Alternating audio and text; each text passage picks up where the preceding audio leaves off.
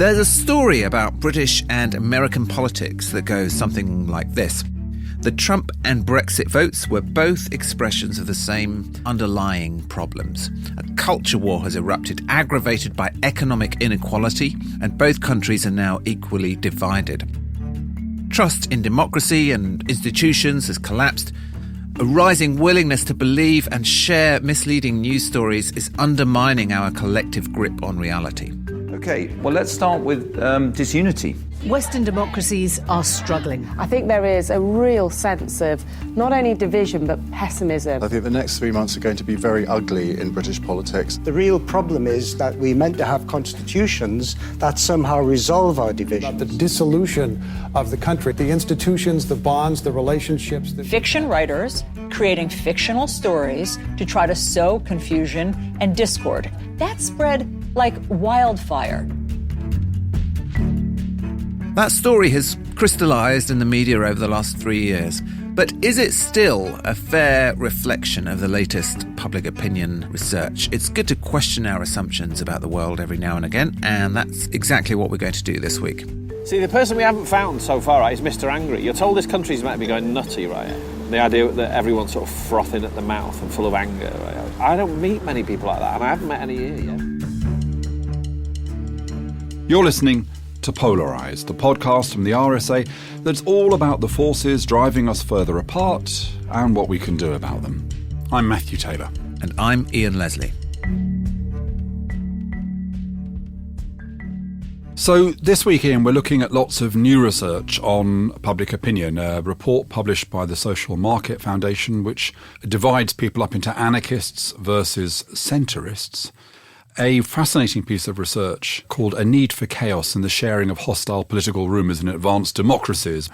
And also, I've been speaking to Michael Dimock from the Pew Research Centre in the US and Bobby Duffy from the Policy Institute at King's College London about the similarities and differences between US and UK public opinion. So today, Ian, we're kind of drenched in data and research and insight. But what's your starting point on this kind of big question? I guess you don't think it's as simple as saying, well, there's something going wrong in America and Britain, it's the same thing, and that thing that's going wrong is leading directly to the consequences we see. No, I don't think so. I mean, there may be some similarities, but if you look around the world, you'll see the same kind of political turbulence and the same kind of rise of populist or kind of anti-establishment political movements in very different contexts. Sometimes in countries with a very high inequality and countries which suffered very badly from the financial crisis. Others in countries where that's not really true. In Australia, for example, which didn't kind of suffer from the financial crisis. So once you get down to the level of, okay, are these things all the same? It's harder and harder to identify what the common theme is. One of them is obviously technology and the internet and the way that's changed the way we think and talk about politics, and perhaps we'll come on to that. But other than that, it's hard to put your finger on one thing. But what that means is that because there's so many competing explanations, we tend to kind of go for the one that we want to believe or we already did believe. So, for instance, you see there's a lot of emphasis on economic inequality on the left, and there's a kind of more of an emphasis on the erosion of tradition and social norms and so on from people on the right. So there's a lot of confirmation bias at work. Well, that point, Ian, which I find hard to disagree with, which is that, actually we do need to look at the way in which this is different from country to country. And we'll come on to this a bit more because in my conversations with Michael Dimock and Bobby Duffy, we got to some really quite stark differences between America and the UK. But actually, it's useful at this point to talk about this paper by Mirko Dracker and Carlo Schwartz from the University of Warwick and an organisation called CAGE, which challenges your view in a way, and it also challenges the view that this has got a lot more pronounced in recent times. So they looked at 3 rounds of the World Values Survey, which is a kind of, well, it is what it sounds like. The world is a world survey. It takes place every few years looking at values in different countries. So they looked at 3 surveys spanning the years 1989 to 2009. And they divided the population into 4 groups, left and right centrists, and what they call left and right anarchists. And they identified the latter by pairing them with responses to questions which indicated very low trust in institutions, including government, business and media. Now, there's three things they find that I think we should talk about. The first is that group, that anarchist group, is much bigger than I think we tend to imagine. So they talk about it being kind of, getting towards 40% of the population in most countries. There are variations, but it's a big block of people. It's a big constituency, this group of people who... And these are people who are not just sort of sceptical about institutions, but they kind of radically distrust institutions and are really up for I think in terms of every question chaos. they're asked about trust in institutions, they're at the kind of bottom end of the scale. The second finding from this research is actually that it doesn't really grow over this 89 to 2009 timescale. Now, I mean, there are problems with this research, by the way. I don't think the World Value Survey isn't very big, and actually it's quite old because it's looking at a survey that finished in 2000. The last one was 2009. But nevertheless, they say there's not been much growth in this, that it's pretty consistent throughout that period. There's always been this kind of block of people inclined to distrust institutions. And the third thing that's really interesting, I think, when you kind of think of, you're much younger than me, but look, if you think across our lifespan, that there are a lot few left anarchists and a lot more right anarchists. That in Britain, for example, the majority of people on the left are moderates. And then the people who want to tear down the institutions are is a smaller group. On the right, it's the reverse. On the right, most people on the right now display this kind of anti-institutional frame. Now, for someone of my age, that is kind of really surprising because I grew up in a world, I'm a kind of child of the 60s and 70s, and I grew up in a world where the establishment was the right and the people wanting to tear down the establishment, the radicals on the left. And that's a really big shift.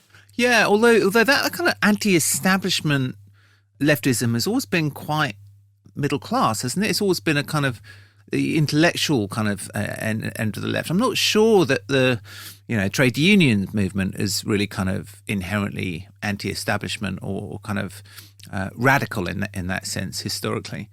So quite strong Trotskyite elements in the trade union movement, though, pretty consistently over that time. And that is a kind of let's tear everything down kind of perspective. But I mean, you're right. It was a kind of middle class position, but it just is interesting to me, and it chimes. Look, we have a conservative leader who seems to have virtually no interest in notions like parliamentary sovereignty, has kind of dragged the royal family, the Queen, into controversy, and there's a big row now about whether or not it's appropriate to have a Queen's speech when it's really just a pitching in the election manifesto. So it seems as though the way in which conservatism has changed from being this establishment force into being this insurgent force reflects a repositioning based on kind of market research, really. It looks like that's kind of where the supporters have gone, so that's where the politics has gone.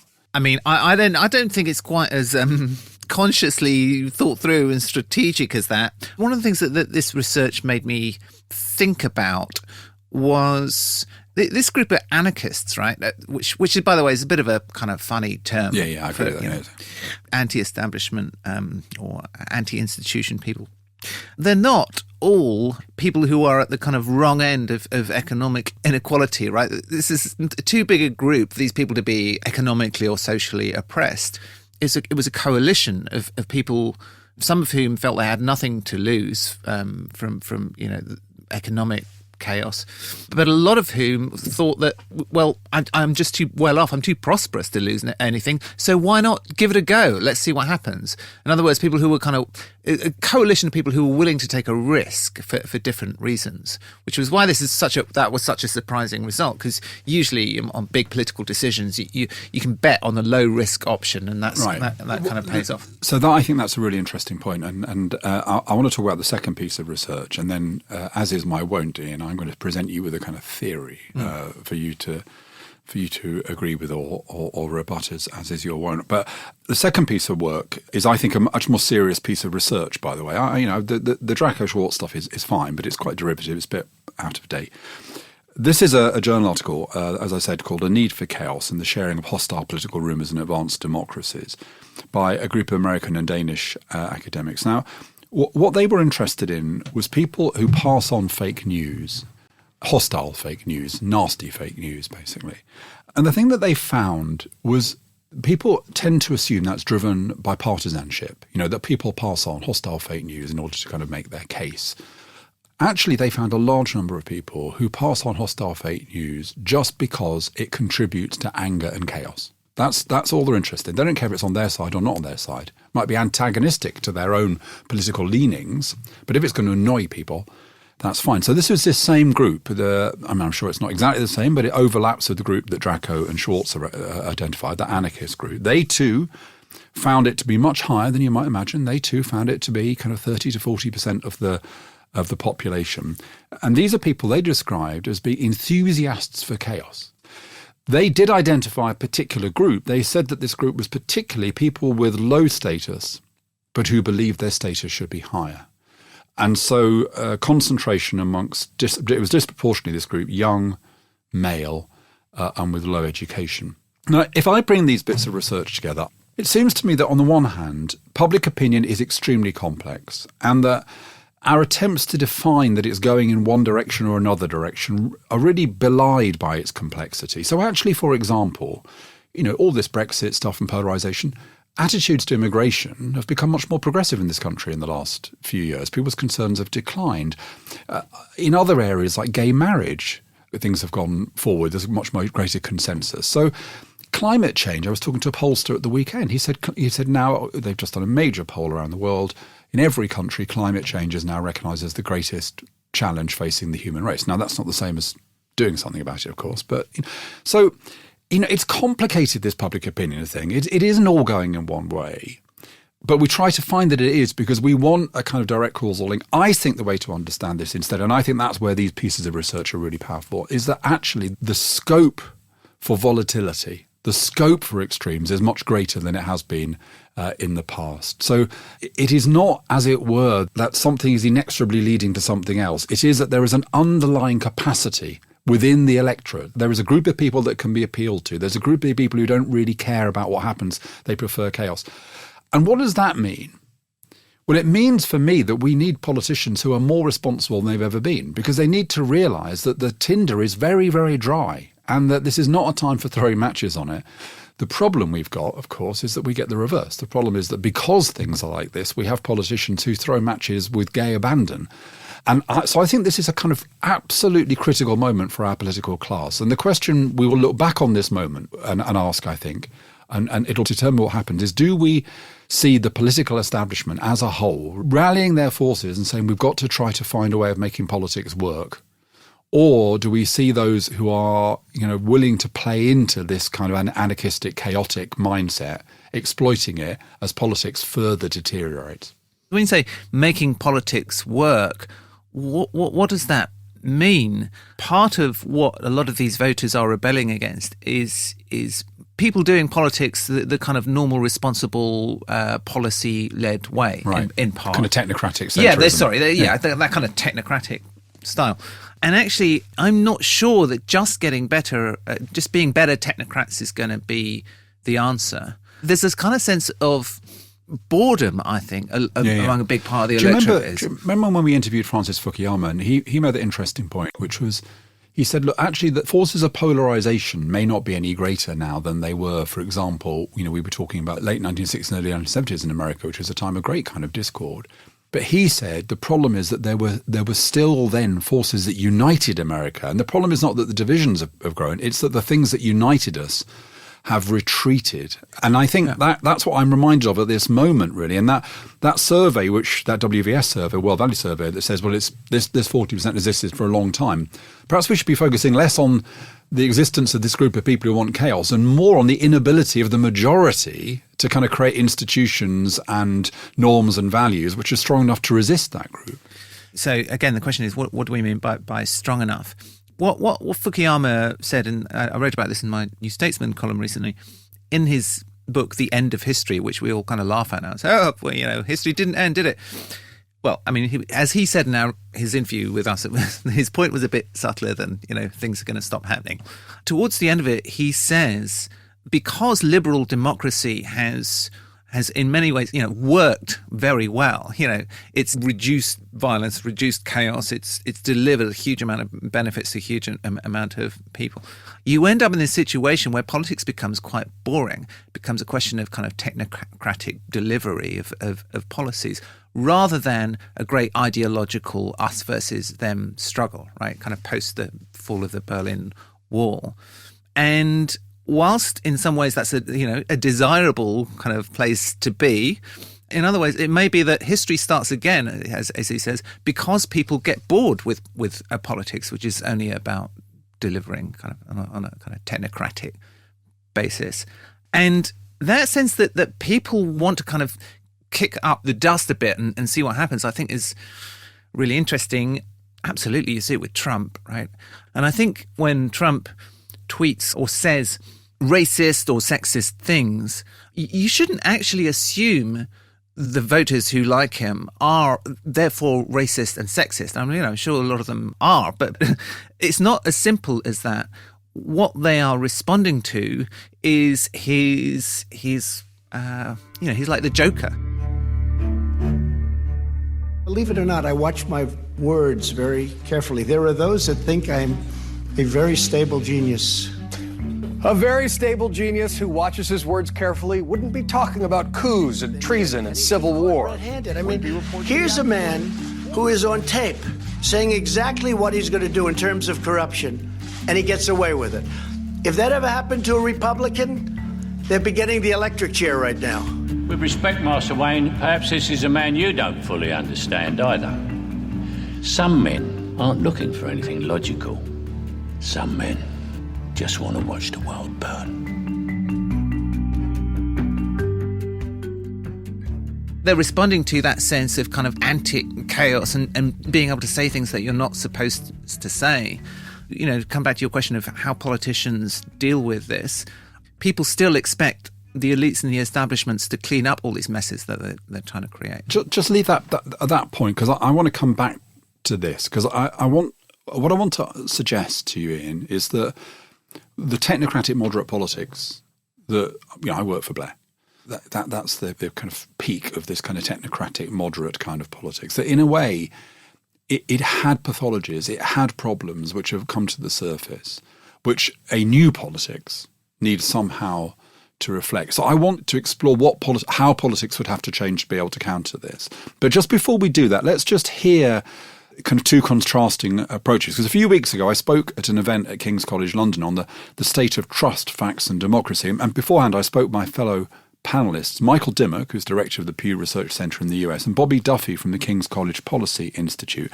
And the question I really posed to them was, how much do our countries, the US and the UK, really have in common?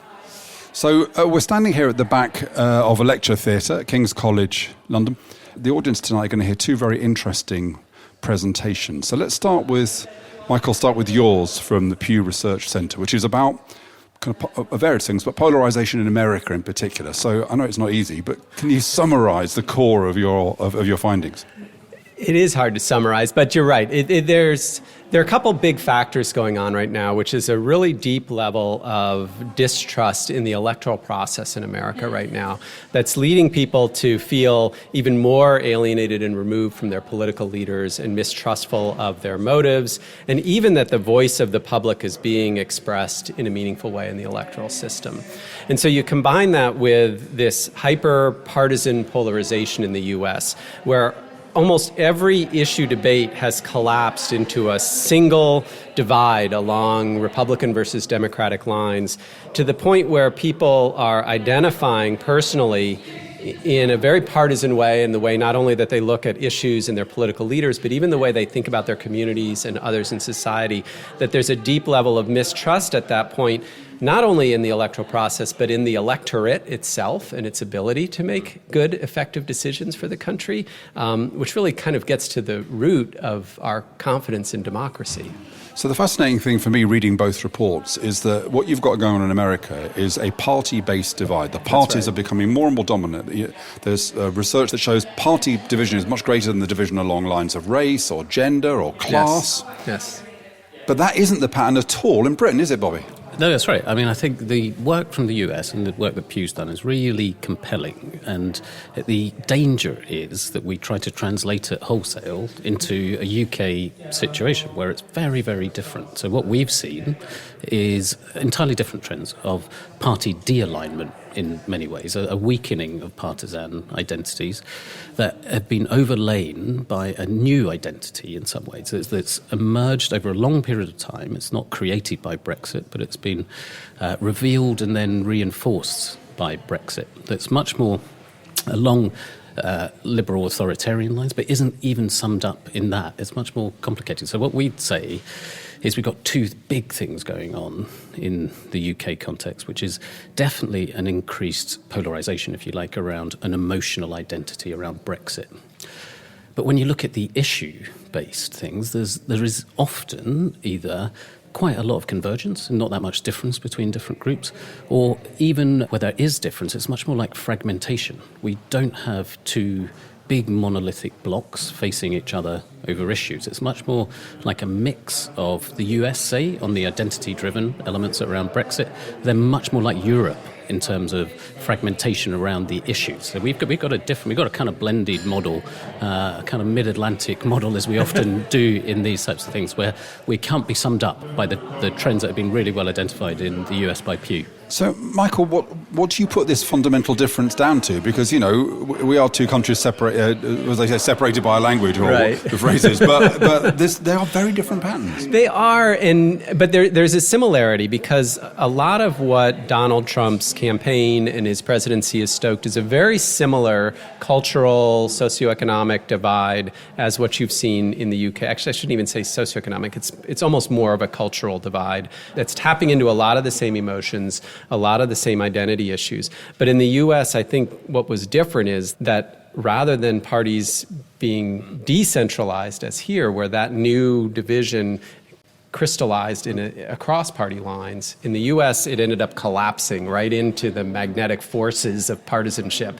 And now, in effect, Trump's arrival on the scene has realigned the parties a bit, but it really ended up becoming part of that partisan division, not a separate division. And do you think, in a way, Bobby, is it in any way about people? I mean, the Democrats had a world leader in Obama, you know, which mobilized them enormously. The Republicans have got this incredible figure of Trump, who, whatever you think about him, commands attention. We haven't really had leaders who grab us until now, Boris Johnson. So it'd be interesting to see whether Boris Johnson and his presence and his profile leads to more of what we've seen in America. We see a kind of cementing of conservatism behind him, for example. Yeah, no, it's a really good point. I think in the report we do talk about the real importance of that there is a political efficacy and leadership issue here. The politicians can help create and shape these kind of trends. This is not just something that happens structurally, but equally I think there is a structural context that's very different in the UK,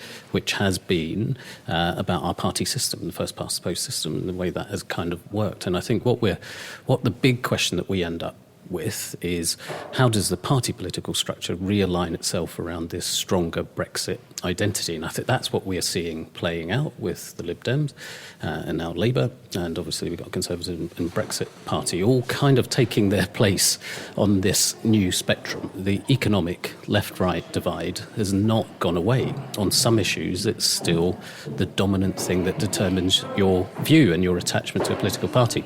So it's how those two dimensions, and probably a few others, but mainly those two dimensions, realign themselves within a quite restrictive party political and electoral system. Let me ask you both two last questions. Firstly, is one thing that is in common between the two countries institutions, the decline of faith in institutions? That is a common feature, isn't it? Well, yes. I think, but it's easy to misread what that means, I think. In the US, you've definitely seen a long period of deep distrust in government. But that frustration is very, very focused on the elected officials in Washington, not just Trump, but Congress, the Senate, the elected officials who people feel increasingly removed from and increasingly skeptical that the process through which they're selected is a bad one. American public views of federal representative democracy. Yes. Because they're quite specific. Very specific, right. The confidence in state and local, confidence in other arms of government haven't deteriorated in the same way. And even confidence in other institutions that play a role in society is down. down a bit, but it's almost, again, more that it's polarizing. Views in America of universities has polarized, of science has polarized, of the media, for sure, has polarized. So it's almost more of a story of how all of these institutions of authority have been pulled into this sort of political polarized debate now, more so than just a pure erosion of trust in all institutions. And is that the case? I mean, obviously the party thing's different, Bobby, but the decline of faith in institutions. Yeah, it's really interesting because I think I've been looking for this because my next book is on generational differences. So that's exactly what I've been looking at. Is there a generationally driven decline in faith in institutions to sort out today's problems? Because you would theorize that it might exist in a world where younger people are more used to fluidity, filtering, tailoring. Why would you have these big monolithic institutions that are going to sort stuff out for you? And it's very patchy, I would say, the generational-driven differences in viewing institutions. So you get massive differences in pride in the welfare state in the UK, generationally, where you've got huge gaps between the oldest and youngest that are completely flat, not going to change during their lives. So you could say, actually, that's a sign of institutional decline. And on religion, same sort of pattern. Not in the US, interestingly, not nearly to the same extent. But then there's loads of other things where there's not that much difference, obviously, health service, but even the police, all of these types of kind of traditional institutions where you may think people will see this, their efficacy declining over time and people questioning it more. You're not really seeing it. It's messier than that. And I don't think we're inevitably heading towards a breakdown in institutional relationships between the public and the institutions. And then finally, neither of you have mentioned social media, and most books about polarization and the crisis of liberal democracy, and there are a lot of them, you'll find a chapter dedicated to social media and its polarizing impact. That's in your presentation, I think, Michael, you talk about that. A bit, and I think there is a polarizing effect that can happen there because of the way either algorithms or choices can frame the information environments people are in, and they can potentially get reinforcing messages and fewer cross-pollinating messages. I loved your slide, by the way, that showed that everybody exaggerates how good they are at recognizing fake news. That's right. That's right. And people feel, but I'm glad you raised that because I think that's the deeper issue. People feel in the current information environment like they're being bombarded by bad information, particularly on social media. People are very skeptical. They say they are. They think that they're facing not even just misinformation, but active disinformation frequently online in those spaces. And yes, they're pretty confident in their ability to sort it out, but they're not so confident in their fellow citizens' ability to do that, to sort it out. And that means their faith in the electorate is down because they feel like there's this mayhem of bad information out there that is potentially leading to bad democratic outcomes. But secondarily, it's leading to a little bit of a how do you even know what to believe? This kind of throw your hands up moment where people are even questioning, what are facts, what are truth in that environment. And Bobby, what about here? I mean, we still remember Michael Gove and his famous comment about experts. Is there a similar questioning in Britain, loss of faith in the kind of authority of experts? No, not really. Not really. I mean, the trust in experts, if anything, has gone up. I mean, the trust in scientists has gone almost like a mirror of trust in religious leaders. So scientists on the up, religious leaders on the down. It's a new age of enlightenment, more or less. No, I mean, I think I've done a lot of looking at this from a misperceptions point of view, and it is important, and you shouldn't downplay it. But you also shouldn't lose the distinction between how this affects activists and elites at the top who are talking to themselves a lot in these types of bubbles, and how that actually impacts on the general public more generally. People still get most of their news from the TV, from traditional media sources, changing over time, definitely, and it's going to change. And unfortunately, we don't have partisan TV in Britain, so that's one thing. That is one thing. Yeah. And lots of decent work that shows filter bubbles really important, but maybe exaggerated in terms of the impact on people's views. So I think, again, it is definitely an issue, but it's not as dire as we can paint it sometimes. Mike, Bobby, thanks very much. Enjoy the event. Great. Thank you. Thank you. Michael Dimock and Bobby Duffy. We'll put a link to the full event in the description of this episode. So, yeah, things are different sides of the Atlantic. And this goes of my theory, Ian, that in a sense the problem is that there is a volatility, that there is a kind of a capacity to set fire to things which is greater than it has been in the past, and that is why we need a political class that acts with responsibility. Now, your challenge to me, and it is a very fair one, is, well, we had that technocratic moderate politics, and that's what people are rebelling against. So, the idea that you might kind of go back to that is kind of difficult. Now, first of all, I just want to identify where these issues are landing in both America and the UK. So it seems to me the critical issue in America right now is, will there be sufficient mainstream Republican opinion to do anything about Trump? So if Trump rides roughshod through this scandal, where it looks at the moment like he's banged to rights in having used the presidential office to try and screw us up, which is, that is the behaviour of an authoritarian tin pot dictator. If he gets away with that, and the Republicans do nothing about it, Republican establishment, and then it seems to me we've crossed into a new territory. So when history looks back on this, I think they will not judge Trump, because we knew what Trump was. He's crazy, but they will look at the Republicans and say, in the end, you did absolutely nothing to defend kind of basic constitutional norms. The Senate, and we'll see if it gets much worse from here. There may be things change, but at this point, I don't see Republicans abandoning ship in big numbers at this point. So, President Trump, if I can say yay, nay, whatever, president is going to say what the president is going to do. It's up to us as members. In the UK, the argument we've got is, again, Boris Johnson's doing what Boris Johnson needs to do, and he's doing it quite effectively, judging by the polls. What's happening with the opposition? Well, they can't even agree on whether or not Jeremy Corbyn should be the leader of they're completely stuck on who should lead a transitional government, even though that transitional government only lasts about 6 months. So again, I think if Boris Johnson succeeds and we leave the European Union, or there's the no deal, history will look back and say, why could the opposition parties not get their act together in the face of knowing that was the only thing they could do to stop this?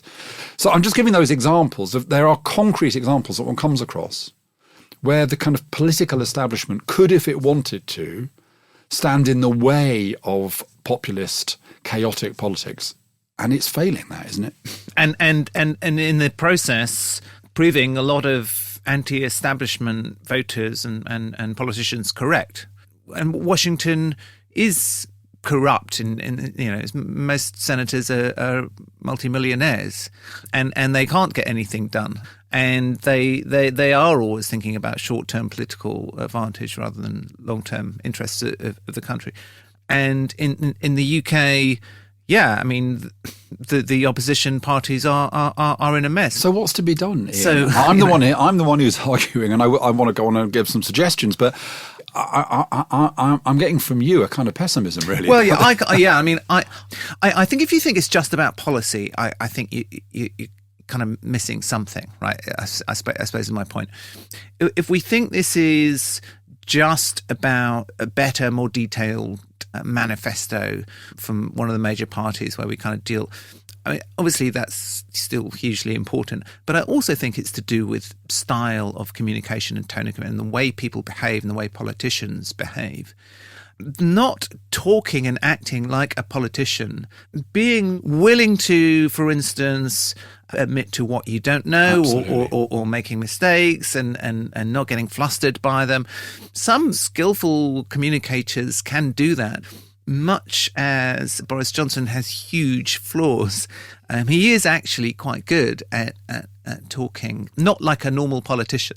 If he is more popular than he ought to be, it's because of that.